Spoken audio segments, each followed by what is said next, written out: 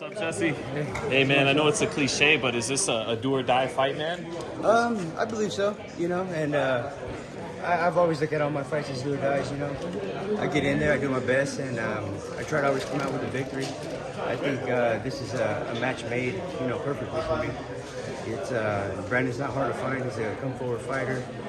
I think I have a lot more, skills and a lot more, like a veteran, I have more of the veteran side on him, and I think this is just a perfect fight for me to get in there and get back to where I need to be.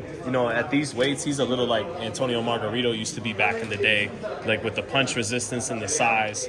What do you think you have to combat that and beat him?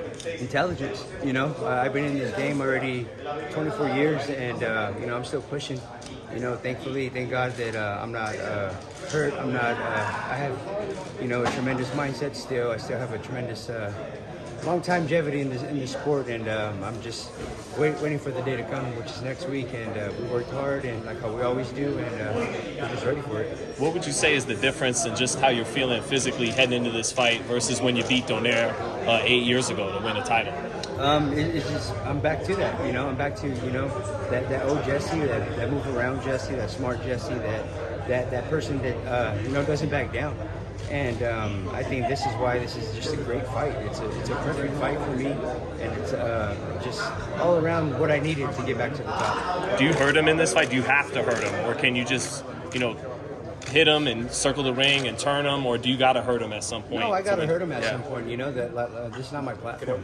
This is his house, and but it's my time to take over, and that's exactly what I'm going to do. I'm going to go in there and I'm going to take advantage from round 1 to round 12. Go ahead. Can you take us inside training camp? How was it? Training camp is amazing.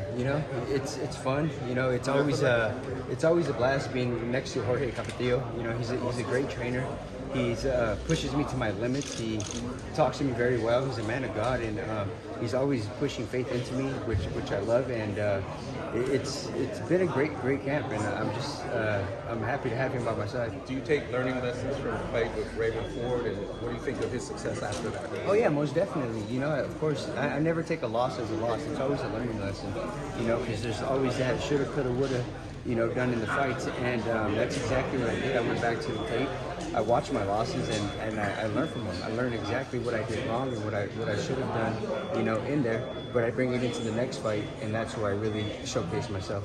What were the main takeaways that you took away from the losses that you felt like has to get better? The people around me. I had a lot of bad people around me. I had a lot of not so supportive people.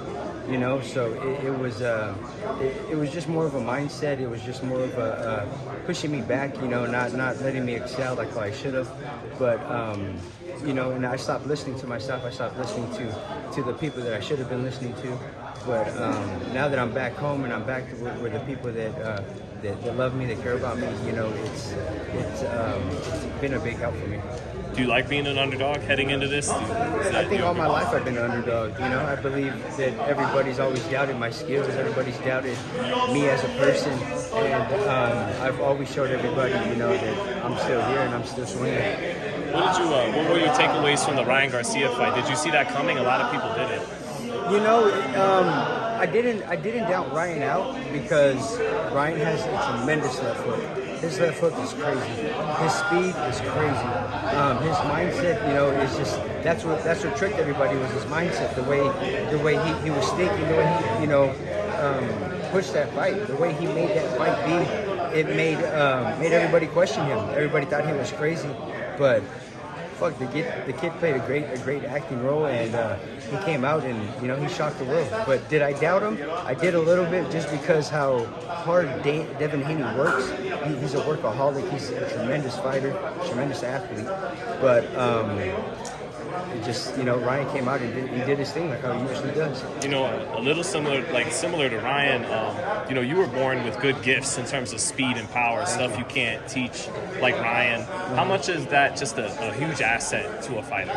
It's very huge, because at any given moment we could turn on that switch and hey, it's time to go, buddy. It's time to go. You know, and we're able to do that, and that's exactly what I feel like is going to happen in this fight. You know, I just got to be patient. I got to take my time. Like I said, I got a lot of experience in this gym, in this sport now, where I have to use that against this younger guy, which what I should have done against a Raymond Ford. But like I said, I learned from my losses, and I learned what I need to do better. And coming into this fight, I feel 100% ready. How do you visualize this fight ending for you, champ? Of course, me winning. You know, that's always the goal. That's always the game plan. And I think I know he's a pressure fighter. He throws a shitload of punches, you know, but he also gets hit a lot. His defense is very poor. It's easy to find him. It's easy to lay hands on him. And I think he's underestimating my skills, my power, you know, my techniques. So that's going to be a big factor Saturday night. You say like that speed power combo, it's like a switch you could hit on. It's crazy because that looks like exactly what Ryan just did in spurts. Like, yeah. We just hit the button, put together speed and power, and overwhelm. It can overwhelm. That's exactly what he did. You know, he went in there, let Devin Haney touch him up a little bit, let Devin Haney do what he needed to do, and he's like, okay, I see the opening, boom, boom. All right, on to the next one, you know? And that's exactly what he did each and every time.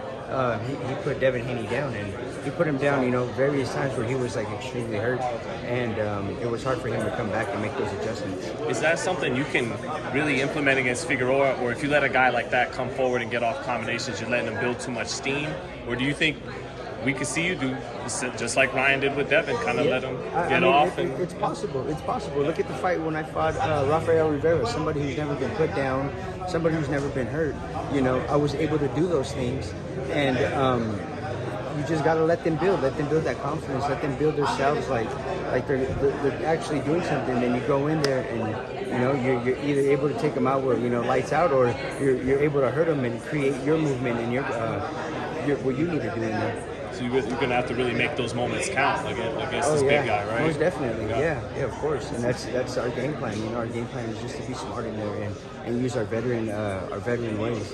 Sounds like a very explosive fight, man, between two Mexican-American warriors. That's the thing. Jesse, the 3 pounds, Devin Haney came back and said he wants a fair fight. I mean, because Ryan came in 3 pounds overweight. What do you think of that, Devin's statement? I mean, Devin's a big guy too. You know, the kid walks around huge, and I just think more than anything, I don't think it was the weight.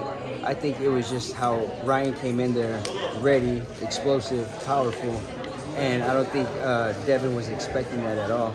And I think that's why he wants to rematch. He wants to run it back because he feels like he owes it to himself, especially after overlooking Ryan Garcia, who was partying, who was, you know, dealing with a bunch of girls and all that stuff. And I think a lot of people thought he wasn't ready, and he was ready. How tough is it taking that loss in boxing, man? You know, it looked like the highest of highs, arms in the air when you're champion, and then the other side of it, man. It just looks like a lot to go through. It's tough, you know, because you never expect that day to come. You never expect that day to, you know, to switch you and change everything. And in boxing, that's what it does. Boxing, when you're up, and when you're down, you know. And I think that's where a lot of people, it's hard for a lot of people to come back and be the best selves again, because it's a tough sport. Because when you lose, everybody fucking hates you. Nobody even wants to look at you or talk about you or say anything about you anymore. So, you know, I think you got to pull out that real dog in you to show everybody what you're about. Thanks, Jesse. Of course. Good luck to you.